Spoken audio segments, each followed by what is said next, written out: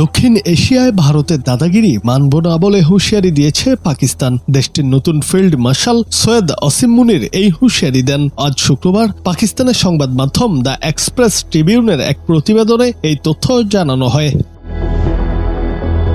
অসীম মুনির বলেন, দক্ষিণ এশীয় অঞ্চলে ভারতীয় আধিপত্য পাকিস্তান কখনোই মেনে নেবে না। দুই দেশের মধ্যকার যুদ্ধবিরতির মধ্যে সার্বভৌমত্বের বিষয়ে তার দেশের অবস্থান পুনর্ব্যক্ত করে তিনি এই হুঁশিয়ারি দেন।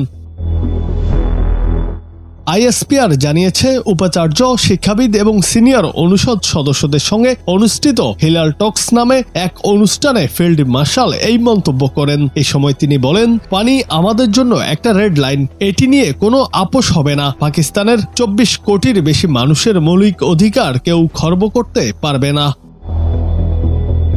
এর আগে সম্প্রতি ভারত অধিকৃত কাশ্মীরের পেহেলগামে পর্যটকদের ওপর হামলার ঘটনায় 26 জন নিহত হওয়ার পর পাকিস্তানের সঙ্গে স্বাক্ষরিত সিন্ধু পানি চুক্তি স্থগিত করে এবং পাকিস্তানের পানি প্রবাহ বন্ধ করার হুমকি দেয়। অসীম মুনির বলেন, যখন একটা জাতি একজোট হয় তখন বিশ্বের কোনো শক্তি তাকে পরাজিত করতে পারে না।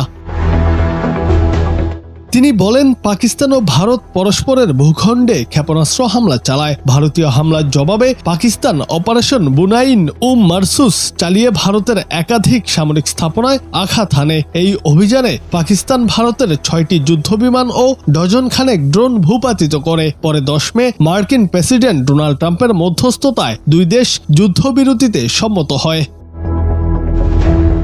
কাশ্মীর প্রসঙ্গে সেনাপ্রধান বলেন, পাকিস্তান কাশ্মীরকে কখনো ভুলবে না বা ছেড়ে দেবে না। এটা একটা আন্তর্জাতিক ইস্যু এবং ভারত এখন আর এটিকে দমন করতে পারবে না। জুনায়েদ আহমেদ, বাংলা টিভি।